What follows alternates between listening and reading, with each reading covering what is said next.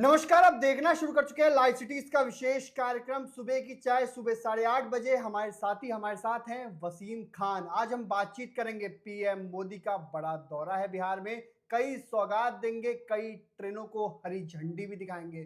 साथ ही साथ बिहार में किस तरीके से अपराध बढ़ रहा है, तेजस्वी यादव भी सवाल उठा रहे हैं, कन्हैया कुमार भी सवाल उठा रहे हैं, लेकिन किस तरीके से कुख्यात अपराधी की पारस हॉस्पिटल में हत्या कर दी गई, इस पूरे मामले में कई लोग हिरासत में भी हैं, पुलिस पूछताछ भी कर रही है। वहीं चिराग पासवान भी गुस्से में हैं, उन्होंने तो अपनी ही सरकार पर सवाल उठा दिए हैं। साथ ही साथ नीतीश कैबिनेट की आज बड़ी बैठक होने वाली है। कल भी एक बड़ा फैसला लिया गया था और आज तो कैबिनेट की बैठक है। देखना होगा कितने एजेंडों पर मोहर लगती है और क्या कुछ फैसले होते हैं। लेकिन सबसे पहले हम बातचीत करेंगे पीएम मोदी का। आज बिहार में दौरा है और पीएम मोदी कई सौगात देंगे। मोतिहारी के मैदान में उनकी रैली होगी और कई सौगात देने वाले हैं प्रधानमंत्री नरेंद्र मोदी। ट्रेनों को हरी झंडी देंगे। लेकिन खास बात यह है कि अब पटना से दिल्ली की दूरी महज 10 घंटे में। बिल्कुल।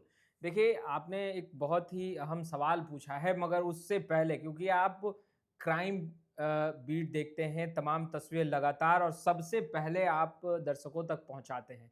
पप्पू यादव कह रहे हैं कि भाई उनका फ़ोन बजा, और जब रिसीव किया तो फिर धमकी। वो पूरी खबर क्या शेरू है? आरा के शेरू ने पप्पू यादव को धमकी दी। अच्छा।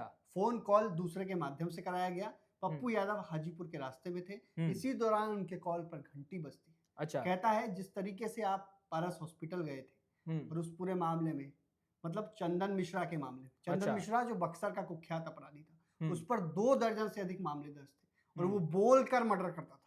उसकी किस तरीके से कल सुबह 7:10 पर उसकी हत्या कर दी जाती है। 5 अपराधी आते हैं, सीसीटीवी फुटेज भी हमने आपको दिखाया था किस तरीके से 5 अपराधी आते हैं और दे दनादन गोलियां चलाते हैं। फ्लोर नंबर 2 और रूम नंबर 209 में वो भर्ती था, उसको ऑपरेशन कराना था और इसीलिए वो भर्ती था। 15 दिन की पेरोल पर बाहर निकला था। अच्छा। और उसका पेरोल मतलब आज खत्म हो जाता, आज उसको बेऊर जेल जाना था, लेकिन उससे पहले ही कल सुबह उसकी हत्या कर दी गई। अपराधी सरेआम आते हैं, आराम से आते हैं, गोली चलाते हैं, मार के चले भी जाते हैं आराम से, कोई पूछने वाला नहीं।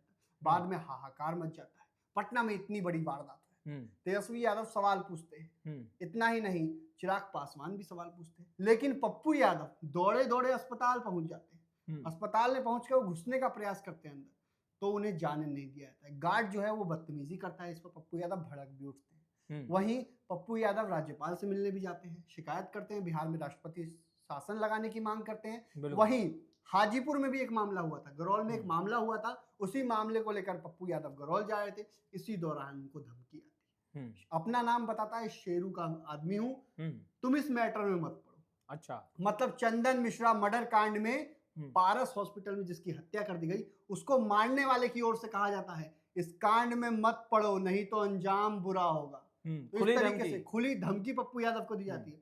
पप्पू यादव को तो जानते ही हैं, पप्पू यादव भी गर्म हो जाते हैं। हाँ बिल्कुल। पप्पू यादव भी कहते हैं, उन्होंने कहा कानून ने हाथ बांध रखा है, नहीं तो कब साम्राज्य को खत्म कर देते पता ही नहीं चलता। बिल्कुल। पप्पू यादव के बारे में तो जानते ही हैं, पहले क्या थे क्या है। तो पूर्णिया के निर्दलीय सांसद है पप्पू यादव, भड़क उठते हैं और वो कहते हैं साफ साफ कि डीजीपी सुन लीजिए, डीजीपी साहब, कानून ने हाथ बांध कर रखे, नहीं तो खत्म कर देंगे हम। इस हत्याकांड को लेकर जहां एक तरफ सियासत भी हो रही है, चिराग पासवान ने भी ट्वीट किया था, जिस तरीके से चिराग पासवान ने साफ साफ कहा कि आसमान, अपराधी जो हैं उनका मनोबल आसमान पर चढ़ गया है। चिराग पासवान ये बातें कह रहे हैं। बिल्कुल, चिराग पासवान सवाल उठा रहे हैं, जो एनडीए के घटक दल में है चिराग पासवान की पार्टी और केंद्र सरकार में मंत्री हैं। चिराग पासवान ऐसे सवाल उठा रहे हैं। साफ साफ उन्होंने ट्वीट भी किया है, आपने ट्वीट देखा भी है। प्रतिदिन हत्याएं हो रही हैं, प्रतिदिन हत्या हो रही है। और एक पहले भी ट्वीट हुआ था, जिस तरीके से नालंदा में जो घटना हुई थी, 2 लोगों की हत्या हुई थी, उस मामले में उन्होंने सरकार पर सवाल उठाए थे। बिहार में अपराधियों का राज आ गया क्या, तो सवाल उठा रहे हैं। वही कन्हैया कुमार ने भी एक ट्वीट किया है, बिहार में मानसून की इतनी बारिश नहीं हो रही, उससे ज्यादा गोलियां चल रही हैं। आईसीयू में गोली मार दी अपराधियों ने, हर दिन गोलियां चल रही हैं। एनडीए का शासन फेल हो गया है और बेकार और बीमार सरकार है। यानी सुशासन की सरकार चारों तरफ से घिर चुकी है। सुशासन की सरकार पूरी तरीके से घिरी हुई है और अपराध पर लगातार सवाल उठा रहे। तेजस्वी यादव ने क्या लिखा, तेजस्वी यादव ने कल लिखा, आज के बारे में लिखा कि पीएम मोदी क्या जंगल राज पर प्रवचन देने आएंगे। बड़ा सवाल उन्होंने लिखा। बिल्कुल। इतना ही नहीं, सम्राट और विजय सिन्हा को लेकर भी कहा, एक को गुंडा और एक को अपराधी भी कहा एक ट्वीट के जरिए। तो कई निशाने साधे हैं। हाँ, इस पूरे मर्डर केस में आपको बता दें कि पारस हॉस्पिटल में जो मर्डर केस हुआ उसमें शूटरों की पुलिस की ओर से पहचान हो गई है और एक शूटर की गिरफ्तारी की पुलिस की बात, हिरासत में लेने की बात आ रही है। पुलिस ने कई को हिरासत में लिया है जिनसे पूछताछ चल रही है। इस पूरे मामले में शेरू है, जो दोस्त था, मिश्रा का दोस्त था, दोषी दुश्मन बन गया, उसी के गैंग के द्वारा घटना की गई, ऐसा पुलिस की ओर से कहना है।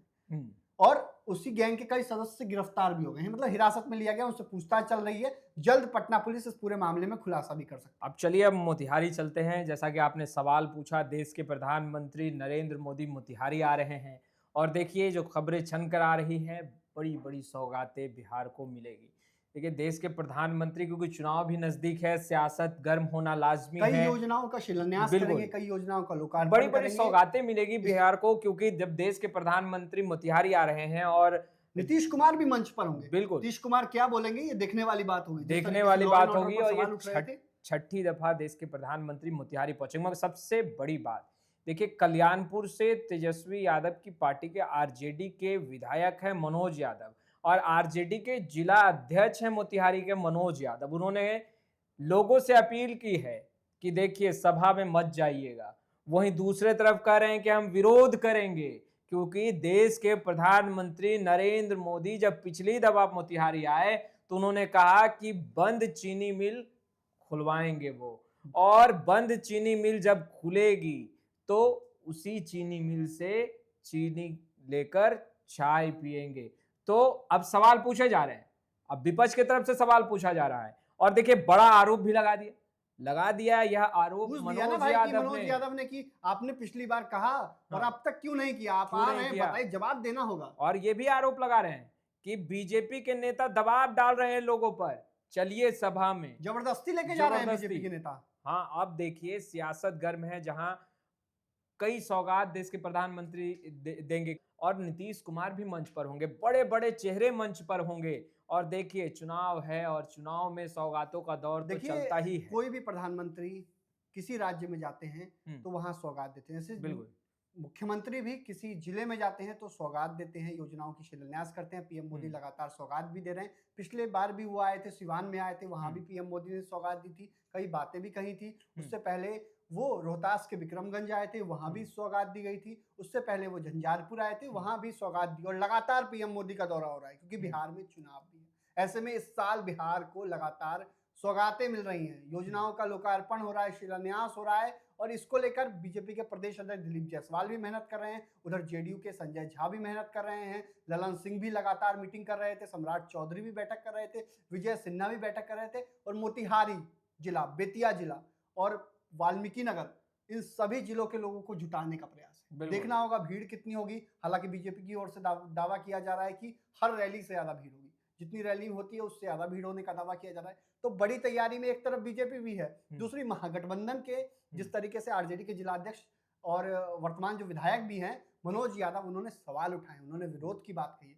देखना होगा कल आज क्या कुछ होता है और क्या कुछ देखने की तस्वीर। आज बैठक भी है, आज कैबिनेट की बैठक है, बड़ी बैठक है। और आपको पता होगा कि बीते दिनों मुख्यमंत्री नीतीश कुमार ने अपने सोशल मीडिया हैंडल से जो बातें लिखी, देखिए लोग भी गदगद हैं, खुश हैं लोग। 125 यूनिट फ्री है, 125 यूनिट बिजली फ्री। सरकार। और देखिए, केवल 125 यूनिट पे ही मत जाइए, उन्होंने कहा है कि अत्यंत निधन परिवार, जो बहुत गरीब परिवार हैं, सोलर पैनल प्लेट लगाया जाएगा।